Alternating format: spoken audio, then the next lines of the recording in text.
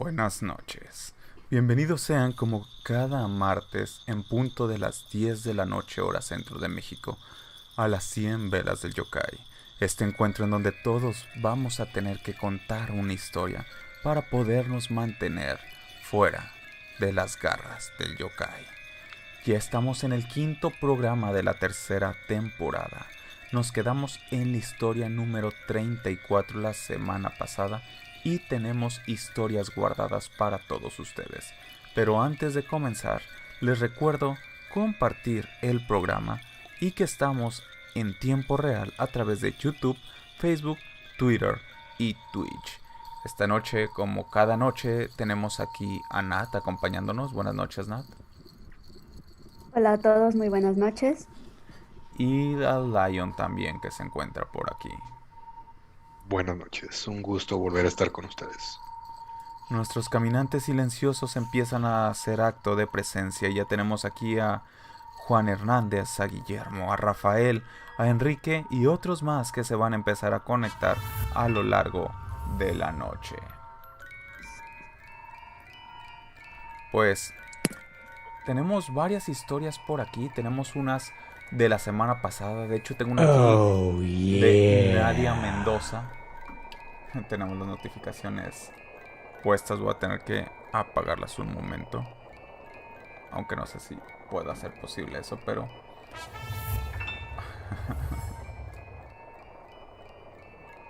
denme un momento.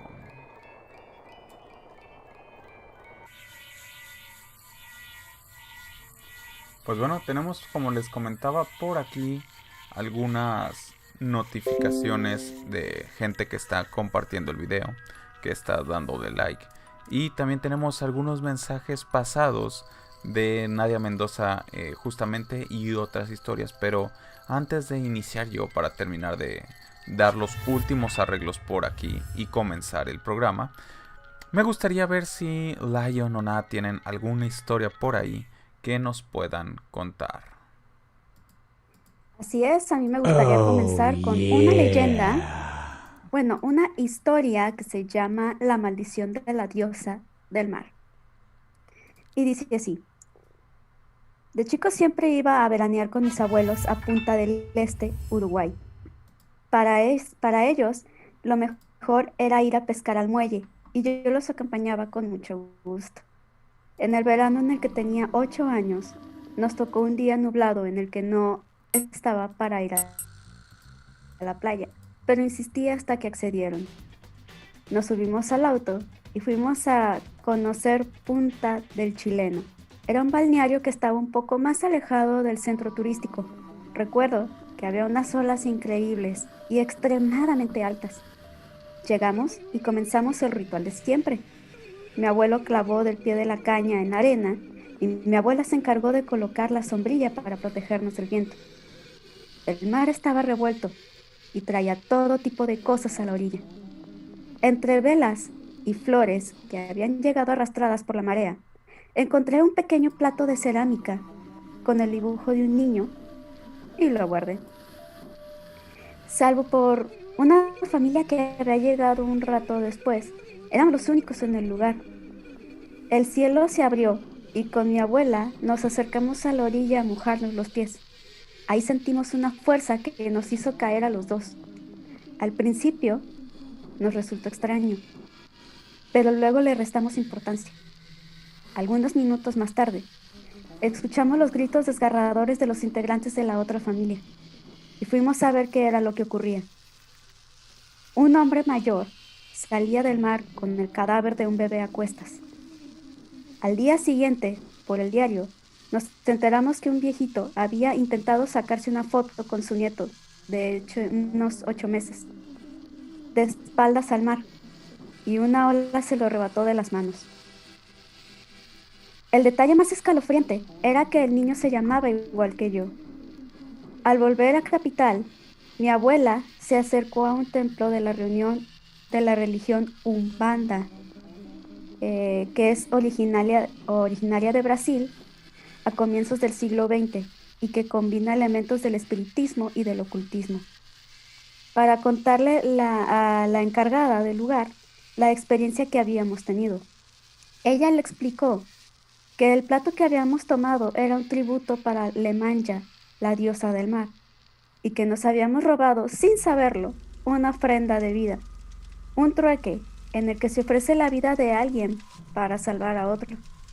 Al parecer, cuando tomé ese objeto, me entrometí en el ritual, y como el mar no había podido llevarme en ese primer intento, se llevó al otro niño que estaba en la misma playa. Muchos años después me fui de vacaciones al mar de Tuyu. Una mañana, mientras caminaba con un amigo por la costa, vi una escultura color turquesa que llamó mi atención. Cuando me acerqué lo suficiente, reconocí la imagen de Lemanya, de haberla buscado en internet. En esa época, los celulares no eran lo que son ahora, y las cámaras digitales eran la posta, así que le saqué una foto a la estatua que, inexplicablemente, salió invertida. Lo tomé con una advertencia, un mensaje de la diosa para recordarme que todavía estoy en deuda con ella. Esta historia la cuenta Emiliano, de 33 años, quien actualmente trabaja como administrativo en una empresa de seguros. Y esta es la historia número... ¿Me recuerda qué número nos quedamos, por favor? 35. 35. Y sí, creo que anteriormente yo había escuchado algo sobre una diosa Lemanya, pero hasta ahora no sabía en qué consistía. No sé qué opinen ustedes de esta historia que acabamos de escuchar. Fíjate que De hecho, ¿sí? no, perdón, Rius, ¿quieres continuar tú? Sí, que de esa Yeah. bruja no había escuchado. Pero sobre el trueque o sobre este tipo de intercambios creo que es algo que se repite en varias creencias y en varias culturas y en varios ritos, de que a final de cuentas la parte del intercambio equivalente siempre tiene que estar ahí. Si no vas a dar lo que estabas dispuesto a dar, bueno, se lo va a cobrar de alguna u otra forma. De hecho, pues también se hacen pequeñas referencias de otras culturas, así como, por ejemplo, llamémosle que aquí lo manejan como un trueque, pero puede bien ser un tipo de obelisco o monumento, donde también se sella el espíritu vengativo de esa alma. O sea, todo lo que es la venganza y los malos deseos. Hemos visto varios de estos, ya que varios de nosotros estamos en el ámbito del anime, por ejemplo, con series como Quintaro y cosas similares, donde justamente hay pequeños monolitos o piedras, que el momento en el que las quitan es cuando se empiezan a liberar estos seres y empiezan a volver a agarrar fuerza. Puede ser muy similar justamente a lo que estaba pasando en esta historia. No, y fíjate que, o sea, leyendo la historia, unos años atrás, yo fui a un lugar donde hacen rituales, ¿cómo se llaman?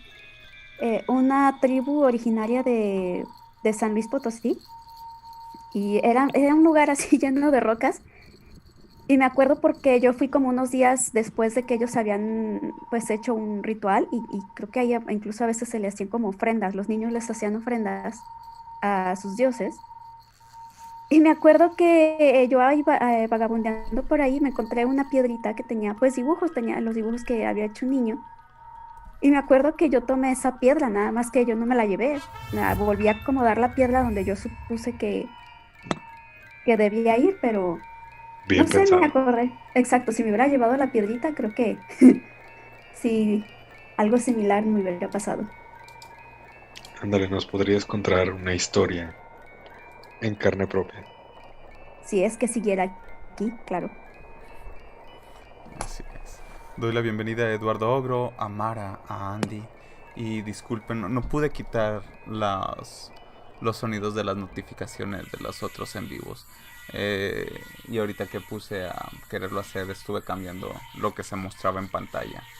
Entonces, veré cómo puedo silenciar esas notificaciones para no quitar la atmósfera de aquí. Pero agradezco a las personas que dejan su like y que están compartiendo el video. Perfecto. Muy bueno, de hecho yo tengo otra historia aquí para la gente que nos escucha, llamada El Espectro. Desde pequeño Siempre he sentido que me ha acosado un ente, fantasma o demonio. Lo que sea, siempre ha estado ahí. En la casa, hace varios años, mis hermanos mayores jugaron a la Ouija, tal vez por diversión o por curiosidad, pero se manifestó un hombre llamado David, y eso fue lo que en aquel tablero les dijo, y desde ahí los hechos extraños comenzaron. No sé si quiere algo de mí, o tal vez tengo algo que él quiere, pero siempre me ha atormentado desde ese día, y nada ha sido igual. A veces despertaba con rasguños en los pies y en las manos. Era algo horrible, y siempre pasaba por las noches por las noches. En el día, al pasar por el pasillo hacia la sala, algo o alguien me empujaba, pero siempre fui el objeto de estas agresiones, hasta que llegó el día que me fui de esa casa. Esa casa era de mi abuelo, y él mismo me la regaló años después. Regresé a vivir ahí junto con mi esposa y mis hijos pequeños. Los primeros días eran tranquilos. Incluso yo ya había olvidado lo terrible que le había sido viviendo ahí. Hasta que mi esposa se integró a una nueva religión y constantemente iban a dar estudios. Desde ahí comenzó de nuevo el terror. Pues a pocas semanas de esto comenzó todo de nuevo. Una noche, mientras dormía, pude sentir algo que me respiraba fuertemente en el oído. Sentí el calor y pestilencia de ese aliento. De inmediato, abrí mis ojos y volteé a ver hacia mi lado, pero no había nadie. Mi esposa se encontraba dormida y dándome la espalda, pero me ocasionó un horrible escalofrío. Me levanté y me dirigí al baño para echarme un poco de agua en el rostro. Estaba inclinado en el lavamanos, con las manos en la cara frotándome el agua, cuando de repente escuché un gruñido detrás mío. En el acto, volteé espantado para darme cuenta que estaba totalmente solo. Al día siguiente, mientras me bañaba, la luz que alumbraba se apagó y las cortinas de la bañera se abrieron de golpe. Era imposible que fuera el viento. Las ventanas estaban cerradas y yo estaba aterrado por lo que había ocurrido. Las cosas se fueron intensificando. Ya ni siquiera podía dormir a gusto, pues en las noches también podía escuchar los platos de la cocina moverse y hasta a veces veía de reojo una sombra enorme pasar junto al lado mío. Y en otras ocasiones sentía que algo me observaba. Yo se lo comentaba a mi esposa cuando llegaba a trabajar, pero cuando estaba en la casa nunca nada se manifestaba. Así que ella pensaba que yo exageraba. Siempre le daba una explicación a todo y terminaba por decirme que era mi falta de fe y que tenía que unirme a su religión para calmar mis nervios. Estaba tan asustado y desesperado por la situación que decidí platicarle a mi hermano y le pedí un tiempo para que se quedara a acompañarme en casa, para que éste atestiguara lo que estaba viviendo. Él recordaba lo del juego de la Ouija, pero no le daba más crédito que una experiencia de niños traviesos. Una noche, llegó a visitarme un amigo a la casa. Estábamos platicando en la sala, él, mi hermano y yo, con uno de mis bebés. En esa ocasión, mi esposa descansó y estaba fuera con otro de mis hijos, cuando de repente, frente a nosotros vimos pasar un niño correr tan rápido que no nos percatamos de quién era. Mi hermano solo dijo: «Mira, ese Juan, el nombre de mi hijo mayor, se fue por allá. ¿A poco ya regresaron del súper?». Me levanté rápido para ir tras él, pero mientras pasaba caminando, pude ver por la ventana que Juan se encontraba fuera con mi esposa. Me regresé tan asustado con mi hermano para decirle, y solo nos quedamos viendo con un temor en los ojos. Ninguno de los tres dábamos crédito a lo que pasó. Fuimos juntos con mi amigo a investigar quién había pasado corriendo, pero no había nadie. Los tres lo habíamos visto. Era imposible que fuera nuestra imaginación. Esa noche, mi hermano me habló al celular desde la otra habitación, preguntándome si podía dormir en nuestro cuarto, y yo le respondí que sí, algo desconcertado, ¿Qué era lo que pasaba? Me dijo que algo lo despertaba cada rato, con una respiración fuerte al oído. Olía muy muy mal su respiración, así que prendió el foco de la lámpara y dice que al voltear hacia la puerta, vio un hombre asomar la cabeza desde el otro cuarto. El hombre sonreía y mi hermano se quedó en shock hasta que a los segundos desapareció e inmediatamente me marcó. En verdad no les puedo explicar el miedo que sentí cuando me lo platicó, hasta que desperté a mi esposa y mi hermano le platicó todo a ella. Comenzó a creer más lo que estaba sucediendo. Pasaron varios días desde esto y mi hermano y yo nos encontrábamos solos en la casa cenando en la cocina, cuando de repente él, que estaba frente a mí en la mesa, me dijo: Mario, no voltees. Con sus ojos bien abiertos, llenos de miedo, yo me asusté diciéndole: ¿por qué? ¿Qué pasa? En ese momento sentí un frío en mi espalda. Mi cuerpo comenzó a paralizarse mientras me salían las lágrimas. Veía la cara de mi hermano con una expresión de terror y angustia, pero igual sin poder moverse, hasta que su boca poco a poco comenzó a moverse. Me dijo: cálmate, hay que ignorar, no pasa nada. Y comenzó a sacarme plática, pero yo no podía moverme. En eso explotó el foco de golpe y se vio un resplandor que nos hizo salirnos corriendo hacia afuera, mientras que por la ventana veía la silueta de un hombre viéndome. Se dio la vuelta y se desvaneció en una bruma, en cuestión de segundos. Yo le gritaba a mi hermano: ahí está, apuntando y desesperado. No entramos hasta que llegó mi esposa y le contamos todo. Ella, con cara confundida y preocupada, decidió ya poner solución. Esa misma noche llamó a su grupo de oración.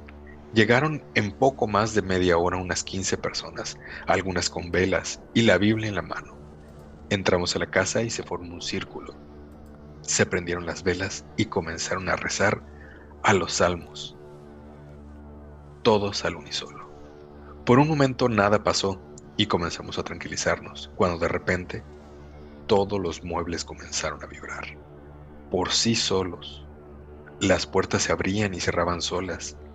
Se escuchaban gruñidos de quién sabe dónde, y los focos explotaron, quedando solo alumbrados por las escasas velas del grupo. Un fuerte ruido rompió la oración y el miedo se apoderó de todos. De repente, todo se calmó.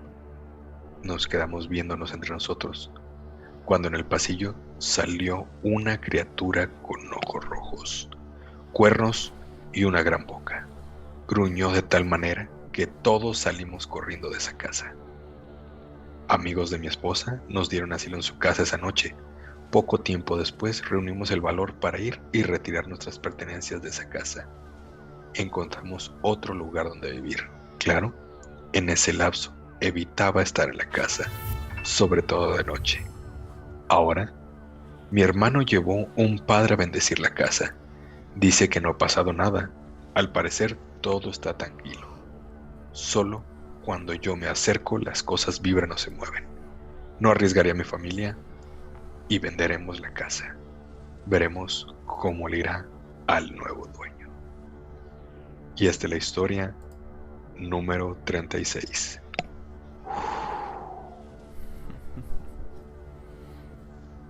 ¿Tú harías eso?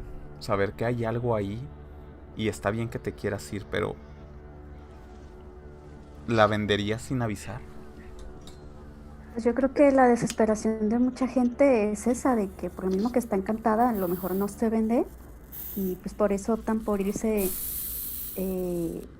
sin dar aviso, para que pues prácticamente se te venda la propiedad. Y entonces... Sí, de hecho también normalmente las llegan a vender a precios mucho más baratos de lo que Muy sería rematadas. una Así es. hábitat común de esas. Sí. Y a Así lo que es. voy es En lo de... personal, yo diría que yo no lo haría, pero ya cuando estás en la situación y una muy desesperada, pues uno ya nunca sabe. Yo la vendería, igual avisaría, si les diría, porque muy probablemente en algún momento llegará la familia escéptica que me diga que ellos no creen nada y que todo bien. Entonces, Probablemente. mínimo O la por uno. convertiría en un lugar turístico. Ja, vengan a la Sí, casa encantada. ándale. Pero sí, mínimo por uno ya no queda. Así es. Le doy la bienvenida a Juan Francisco, a Nadia, que anda por aquí. Y bueno, hablando de que está Nadia, voy a contar el pequeño relato que nos dejó la semana pasada.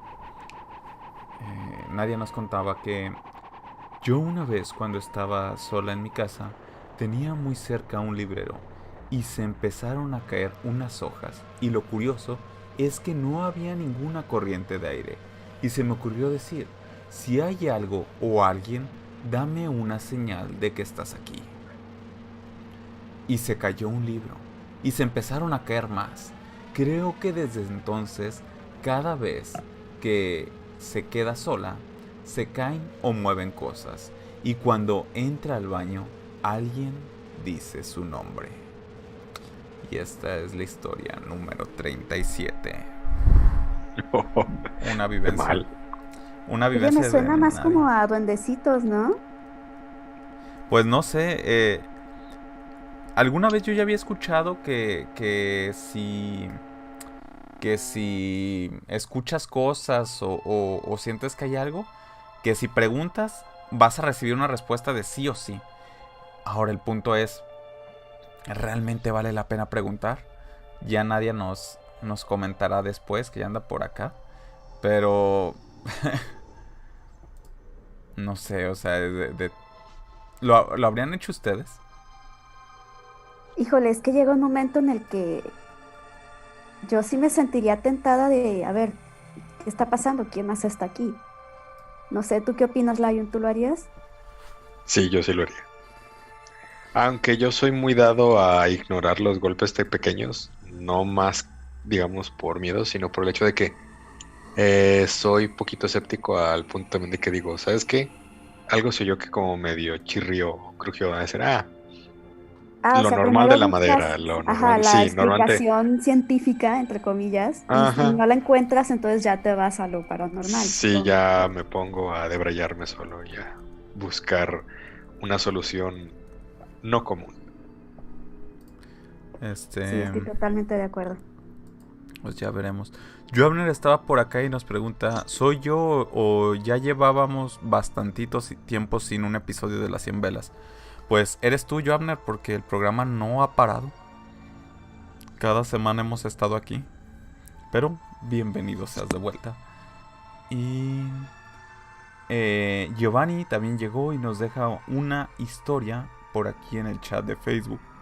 Les recuerdo que en la descripción del video hay un enlace a nuestro Discord para que puedan entrar y dejar sus historias. Ahí hay una sección especial de las 100 velas del yokai. Y si te perdiste el enlace y no lo encuentras, te lo dejo ahora mismo aquí en el chat. Tengo varias historias, se están acumulando más y más historias con estos Giovanni con la que nos dejó. Tengo 3 historias pendientes desde antes, pero creo que también ustedes traen unas. Lion mínimo trae otras 2. Entonces, no sé si quieran. Y las que faltan. Y las que faltan. Así es. Qué bueno que hay historias para contar. Igualmente, Nat, ¿quieres continuar con la tuya? Muy bien. Esta se llama... Aquí estás. Esta se llama Las Brujas de Bondel Park. Y dice así. Hacía 2 días que estábamos en Ámsterdam y todavía no habíamos podido vivir una noche en la ciudad. Además, queríamos conocer la zona roja de la que tanto habían hablado y que muchas veces habíamos visto en las películas. Antes de salir, algunos de mis amigos y yo probamos unos hongos alucinógenos. Experiencia nueva para la mayoría. La noche estaba algo fea y lloviznaba. Al llegar, en vez de recorrer las calles y mirar las vidrieras, sentimos la necesidad de ir a un parque y alejarnos de la urbe. Caminamos un largo rato hasta que llegamos a un lugar llamado Bondel Park. Era hermoso, pero ya había anochecido y su belleza se había reconfigurado a una puesta en escena de película de terror. A esa altura, la llovizna se había transformado en una lluvia densa y constante, Una vez que nos adentramos en el parque, comenzamos a escuchar a dos personas discutiendo a los gritos, y en un idioma desconocido para mí. Volteé la mirada y vi que ambas estaban vestidas con túnicas y capuchas negras. A priori, parecía que una estaba retando a la otra. La parte más extraña fue cuando, y esto lo vimos todos más allá del efecto de los hongos, de la nada aparecieron 10 personas más, en fila y marchando con la misma vestimenta. Al agruparse, formaron un círculo alrededor de la persona a la que parecían haber estado amenazando anteriormente. Todas comenzaron a gritarle en ese lenguaje indescifrable, como si le estuvieran recriminando algo. Comenzamos a acercarnos para ver qué estaba pasando. En ese momento, todas nos dirigieron la vista al mismo tiempo y nos invadió un terror que jamás habíamos experimentado. Comenzamos a correr a toda velocidad, mientras ellas nos gritaban cosas incomprensibles. Al día de hoy, nunca supe si nos estaban expulsando del ritual o si nos estaban invitando a formar parte de él. Por obvias razones, no me quedé a averiguarlo y salimos de ahí inmediatamente. Y esta es la historia número 37. 8, perdón. Y bueno, yo habría hecho lo mismo. Si me encuentro con una secta que desconozco y que se ve algo tétrica, yo también pego fuga. Y ahí estás en un lugar alejado de todo, no conoces a nadie, podrías desaparecer. Exactamente, nadie podría encontrarte. Y aparte es un bosque, creo que el bosque le da todavía cierto misticismo. O sea, todavía está más oscuro que si estuvieras en una calle de la ciudad.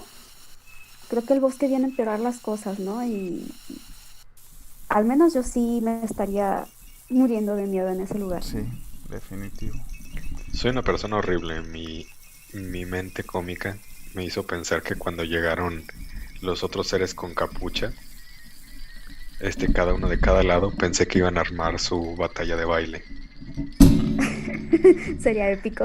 Sí, era horrible, pero imagínate así que ya las brujas se empiezan a gritar ¡ah! ¡Ah! Y de repente ya llega acá todo su crew atrás de ellas y todos llevan a bailar de una contra una, la batalla de baile.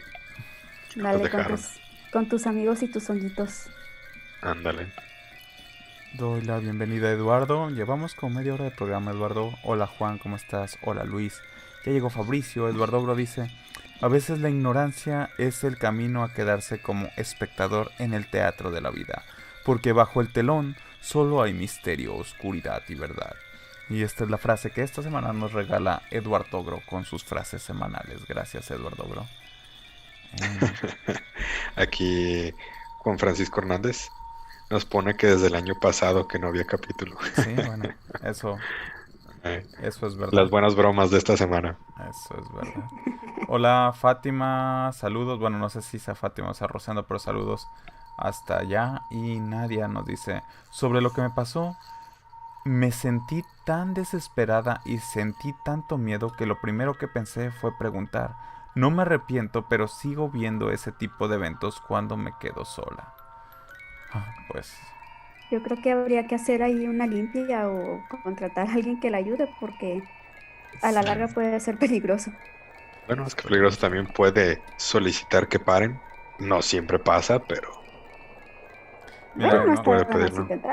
No sabría decir ni aconsejar. Creo que dejémosle eso a alguien que tenga más dominio en el tema. Entonces, por ejemplo, a nadie. Está bien. Voy a... Bueno, no. Primero tu historia, Lion, luego voy con la historia que nos dejó por acá Giovanni. Muy bien. Bueno, pues esta historia se hace llamar La mujer que flota. Mi tía es una mujer mayor y un día desapareció. Ella era totalmente independiente y gozaba de plena conciencia y salud. Tenía más de 3 años de viuda y nunca tuvo hijos, pero mi madre y yo la visitábamos muy a menudo.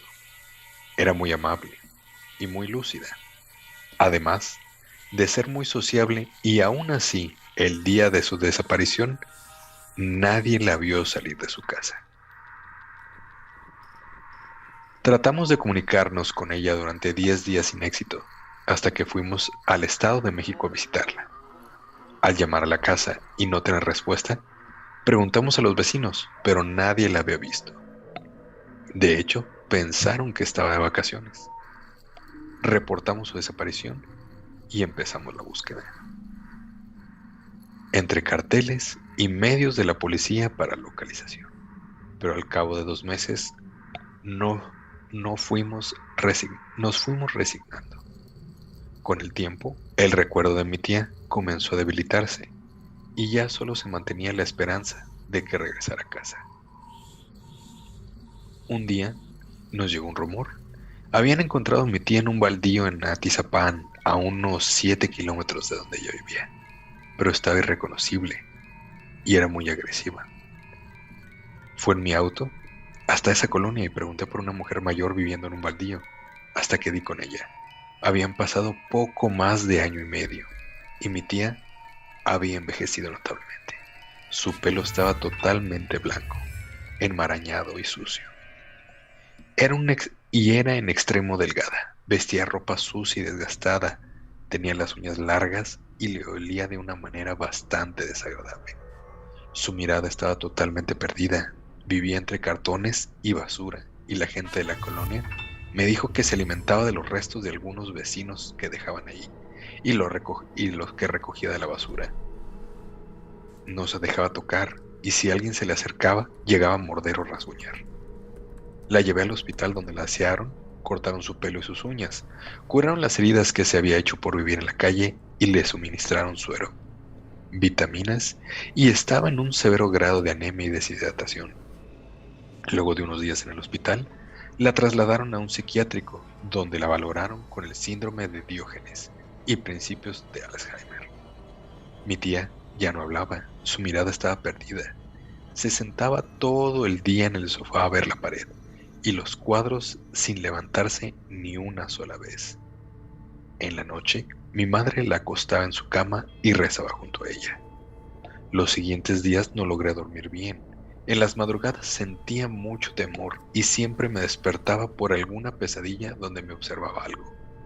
Suponía que era normal debido a la preocupación que me causaba el estado de mi tía y, claro, el pensar por lo que había pasado. Una noche desperté asustado y noté que la puerta de la habitación de mi tía estaba abierta. Le grité a mi madre y juntos la buscamos por toda la casa. Se había ido otra vez.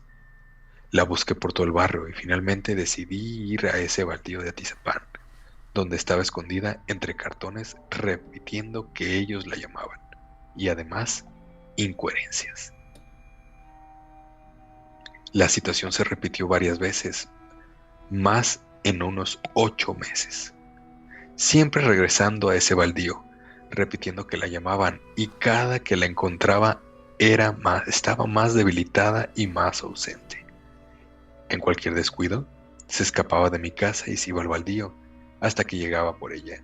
Cansado de la situación, tuve que encerrarla en su cuarto durante las noches y entonces el problema terminó. Hasta aquella noche. Desperté con un sobresalto. Era de madrugada. Escuché pasos en la azotea y corrí a la habitación de mi madre para avisarle. Juntos fuimos a la habitación de mi tía, pero ya no estaba allí.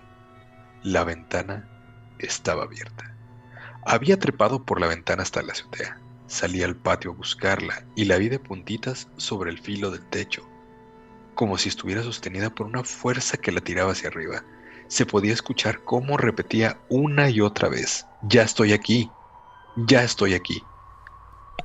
Tenía los ojos en blanco y de su garganta salía un sonido parecido al ronroneo de un gato, pero mucho más intenso. Grité aterrorizado. Mi madre lloraba. Pedí ayuda. No tardaron en llegar los vecinos, pero para ese momento mi tía ya había salido de ese trance y estaba sentada en el techo de la casa, viéndome fijamente con esa mirada perdida. Volví al baldío tiempo después a preguntarle a los vecinos si habían visto algo raro.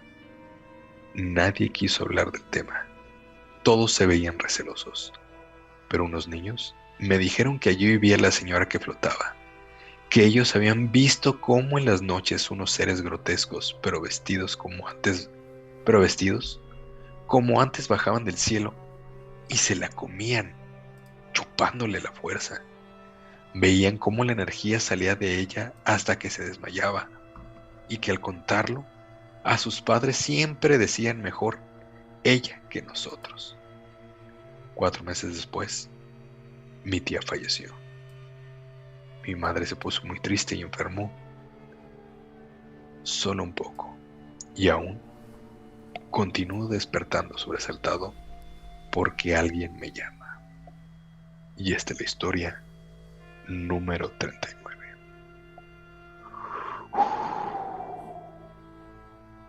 No sé qué fue lo que más miedo me dio. Si en general ese pacto, bueno, no sé si es pacto, esa forma que la tiene ahí, o cuando le comentaron mejor ella que nosotros.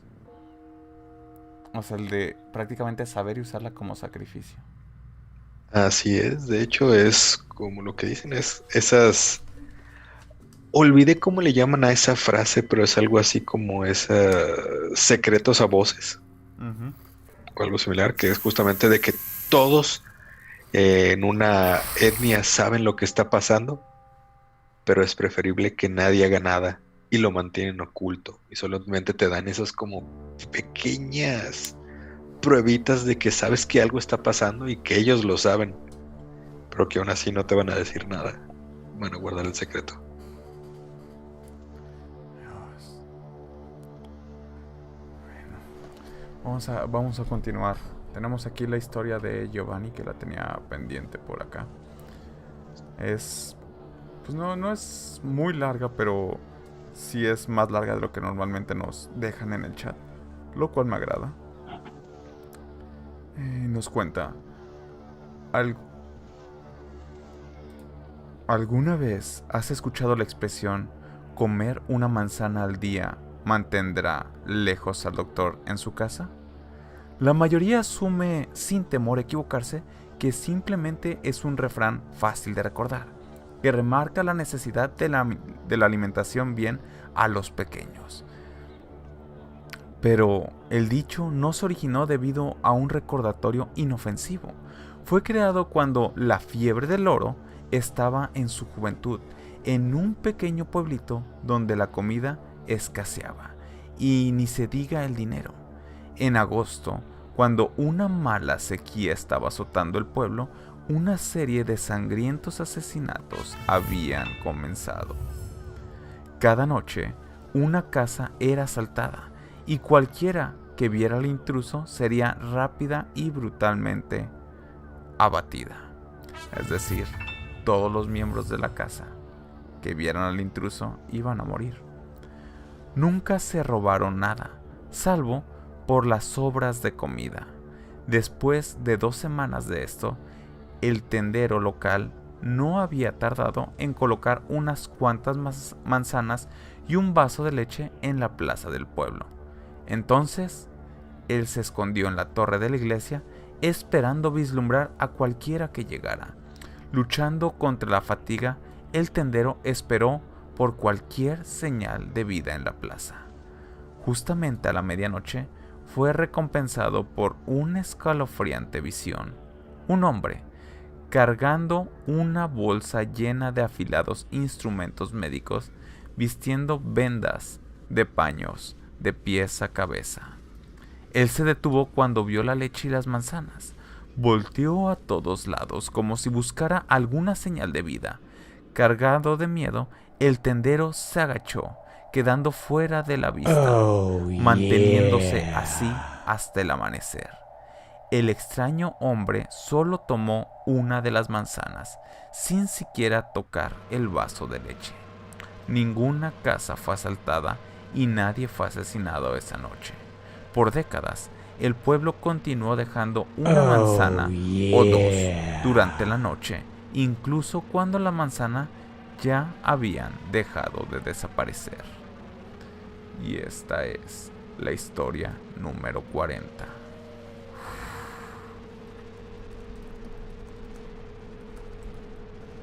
Me gustó esta nueva forma esta nueva forma de ver el dicho popular. Sí, está bastante interesante. Oh, yeah. Sí, Están sí. compartiendo mucho el video. Yo no pude quitar las notificaciones de eso, pero gracias a toda la gente que está compartiendo el video y dando like a este en vivo. Sí, está muy ambientado Jocosito. la notificación. Saca mucho de contexto. Pero bueno, no dejo de agradecer a la gente que está compartiendo. Aunque bueno, mira, Ustedes sigan justamente compartiendo, nos hacen muy eh, felices. así es. De hecho, se me hizo jocoso porque justo cuando en la historia se dice que se alcanzó a salvar Sí. el tendero, se oyó, oh, yeah. Dije, ay, qué suerte, sí, yo también lo hubiera dicho. Es que le estaba gustando al programita. Sí. Hola Manu, bienvenido, ¿cómo estás? Eduardo Gru dice que por eso siempre tiene manzanas en su casa, pues ya se la sabe. Bueno, aquí tenemos algo similar, jitomate. No creo que les guste mucho, pero Deberíamos También tiene tener buen sabor. aguacate, guacamole. Guacamole sirve Ándale. mucho. ay, qué Depende, rico. iba a decir, depende de dónde es, entonces aquí el ente, Tienes un punto. Sí. Bueno, porque sí. bien, aquí tenemos para que se haga un omelette si quiere. Si es más del sur del continente, puede ser un palcamole también. Ujú. Eduardo Gru dice que esos sonidos lo asustaron, pero dan gusto. Sustos que dan gusto. Los sustos que dan gusto, justamente. Tienes una historia más, Lion, ¿verdad? En cola. De hecho, sí, tengo varias. Creo que aquí tengo No, tienes todavía dos para más. contar. Tienes Tengo dos dos más. más, así es. Ok, no sé si quieres empezar con una o Nat, ¿tendrás alguna otra? Creo que también tenemos historias pendientes, ¿verdad? De las que nos han dejado. Yo ahorita ya no tengo ninguna pendiente que sepa. O sea, tengo pendientes que yo había guardado, pero no que nos hayan dejado. Muy bien. Entonces yo sigo después de ti, Lion. Ok, perfecto. Bueno, entonces, déjame selecciono la próxima. Esta se llama En la carretera. Trabajo como chofer en una empresa farmacéutica. En realidad, mi trabajo no es muy pesado, pues me encargo de llevar y traer pequeñas cajas de medicamentos entre la ciudad a pueblos pequeños para surtir sus farmacias. No trabajo como chofer de carga, así que mi horario laboral es durante el día. Pero una ocasión, mi jefe me llamó a las 8 de la noche. Necesitábamos cubrir un pedido de emergencia y tenía que ir al laboratorio a recoger un pedido para un pequeño hospital en un pueblito cerca de Pachuca. Como era una emergencia, no importaba el horario, y ya que no era más que 2 cajas con sueros y algunos medicamentos, fue en mi carro. Era tarde, pero no era la primera vez que manejaba esas horas. Recogí el par de cajas y pasé a un mini super. Compré un refresco y algo de botana para el camino. Y ya saliendo de la ciudad, prendí el radio para hacerme compañía durante el largo trayecto.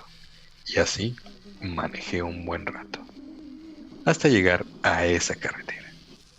Una de esas que están desiertas, en las que no hay mucho alumbrado y casi no circulan autos. No me había percatado antes de lo grande que era ese camino. Miré por el retrovisor y no vi carro alguno. Volví a mirar.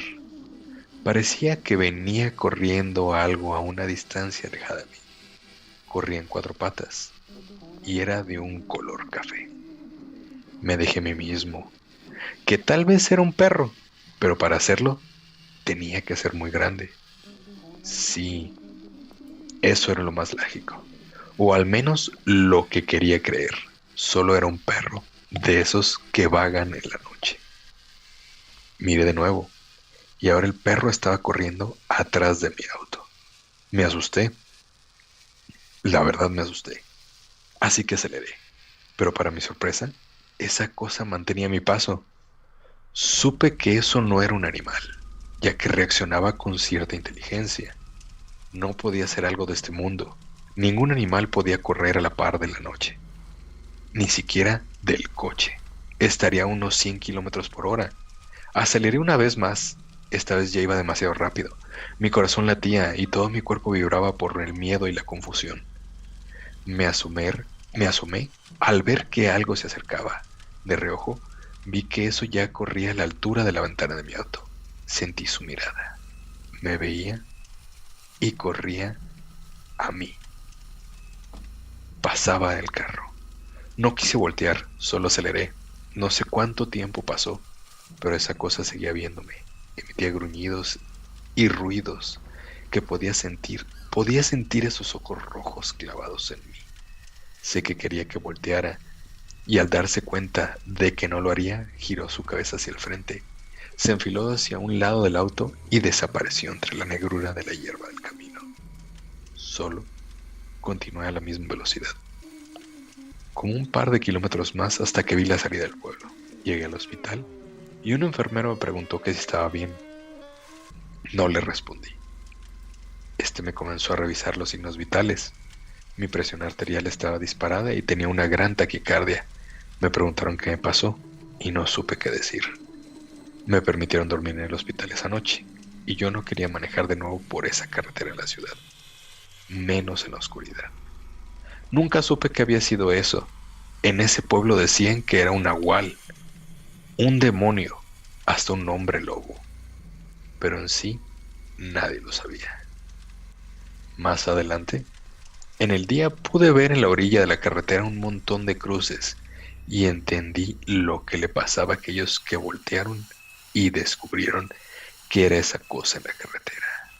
Jamás volví a aceptar un viaje de noche. Y esta es la historia número 41.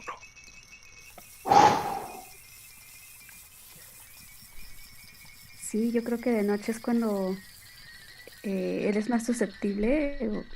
En primera porque te asustas más y en segunda porque es cuando suelen salir más estas experiencias o estas entes que realmente no sabes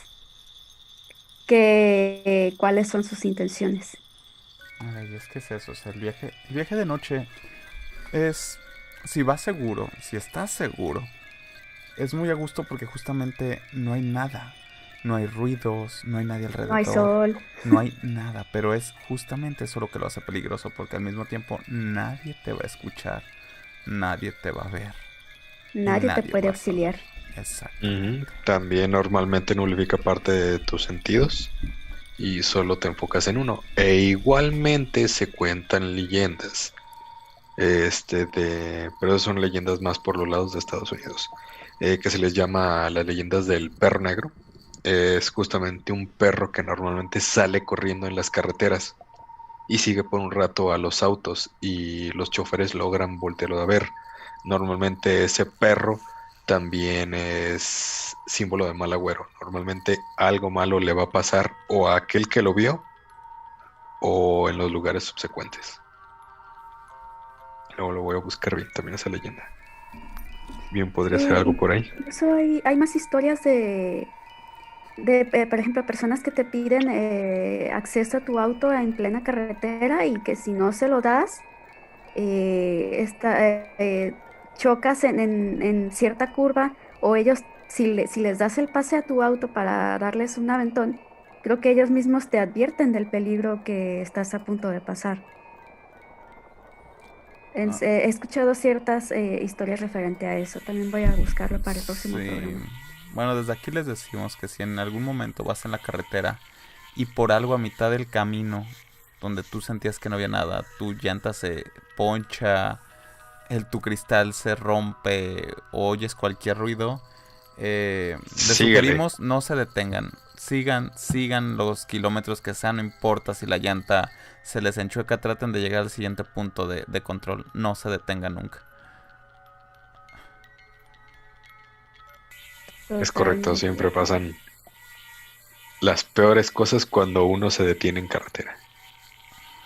Así es. Eduardo Ogro nos dice: me recordó una vez cuando estaba caminando en un tramo de la Sierra Gorda de San Joaquín en Quintana Roo. De noche iba acompañado con alguien más. Durante el trayecto nos comenzó a sentir más y más ansiedad. No porque hubiera algo, sino porque no había nada de ruido durante el camino. Creo que hasta corrimos un tramo. Bueno, ahí está. No sé, puso QRO, no sé si es Quintana Roo o es Querétaro. Pero bueno, ahí en la Sierra de San Joaquín. Y justamente en donde es Sonora o Sinaloa, que tenemos el Valle del Silencio. En una parte de, creo que es en Sonora, en el desierto, que hay una parte del desierto que no solamente es que no haya ruido como tal, sino que hay un campo magnético muy grande que vuelve locos las brújulas, relojes, todo. Nos dice Eduardo que su historia es en Querétaro. Yo la del Valle del Silencio tengo que buscar dónde es. Manu dice... Y fíjense, ¿Sí? de hecho también me estaba acordando poquito, no me acuerdo si ibas tú con nosotros, Ryu, pero hubo una ocasión de aquí varios de la casa. Yo iba, pero iba en otro carro, no el que se quedó. ¿Ustedes en los policías fantasmas? Ajá, el de los policías fantasma. Yo creo que nos interesaría escuchar esa historia. Venga, va. Bueno, sí, es muy, muy, muy cortita, pero hubo una ocasión donde junto con varios amigos, pues fuimos a Morelia, íbamos por una convención.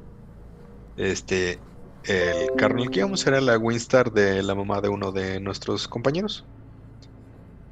Y como que estaba teniendo pequeñas fallitas, justamente cuando ya veníamos de Morelia para Guadalajara, falló la camioneta.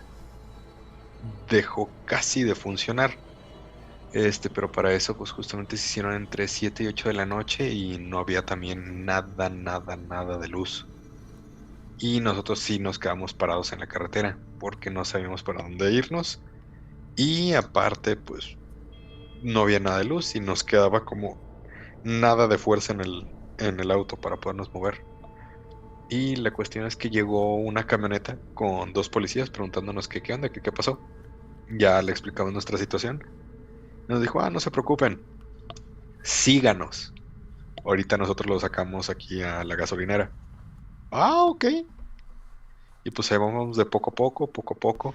Y hubo un momento donde pues justamente la camioneta hizo una vuelta y pareciera que se metiera a un pequeño, pues, ¿qué era? Era un tipo paso de nivel aquí como dice Yue, pero parecía más como si fuera una cloaca gigante. Y pues justamente lo seguimos, y sí, lo veíamos, pero el momento en el que la camioneta terminó de salir la cloaca y dio así vueltita a la izquierda y nosotros llegamos, la camioneta ya no estaba. Y pues volteamos para todos lados y ya nunca la encontramos. Y lo peor es que dijéramos, bueno, es que o se fue muy rápido o simplemente dio vuelta en algún otro lugar y pues nosotros la perdimos de vista. No, todo era recto. Y no había paredes por ningún lado, no había montaña, o sea, nada más era la pura carretera recta. Ajá. Y pues a la vista, de hecho, apareció la gasolinera, que era la que andábamos buscando nosotros, pero quedamos súper, súper, súper, así como, no puedo decir asustados, pero quedamos muy, muy, muy sorprendidos del hecho de que pues no volvimos a ver la camioneta de policías, y siendo una camionetona. Entonces siempre pensamos que eran como los policías fantasma. No sé si esto, Probablemente si sí. esto valga como una historia. Yo digo que sí. Sí, la 42. Pues bueno, entonces esta es la historia número Bienvenida. 42. Afortunadamente fue algo para bien. Estos Sí.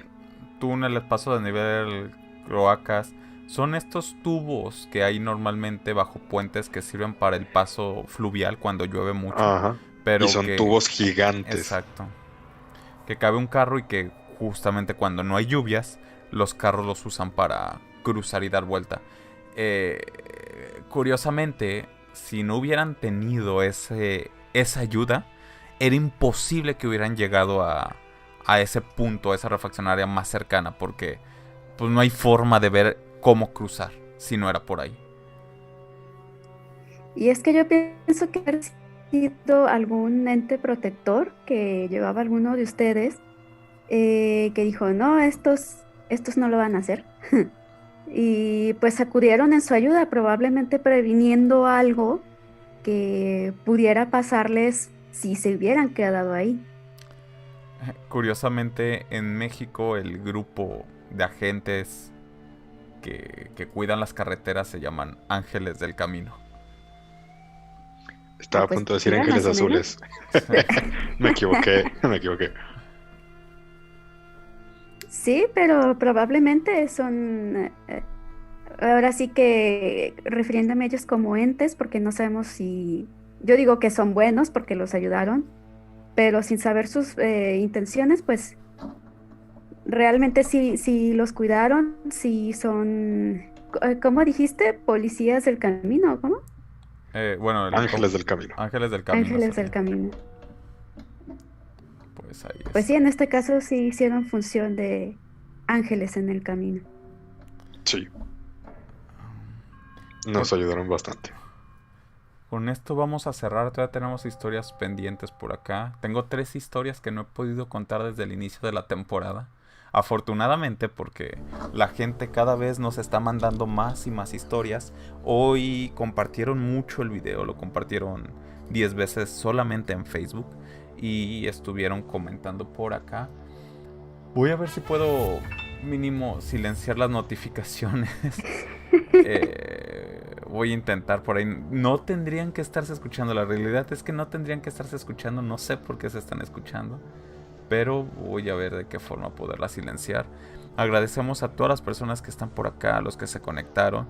Y si tú estás escuchando, si estás escuchando esto vía podcast, ya sea por Spotify, por iVoox o cualquiera de esos servicios, va a ser uno de los programas más raros. También si lo estás viendo va a ser muy raro si lo ves después en YouTube o algo, porque hubo ahí unos cambios de pantalla con los otros programas que tengo. Pero lo importante es que pudimos terminar. Así es. Exactamente. Pues gracias por habernos acompañado. Gracias, Nat. Gracias a todos ustedes. Gracias, Lion. Aquí estamos. Y sin más, nos despedimos. Les recuerdo que no se sientan solos porque siempre habrá alguien o algo con ustedes. Vivan libres, mueran bien. Y que tengan dulces pesadillas. Adiós.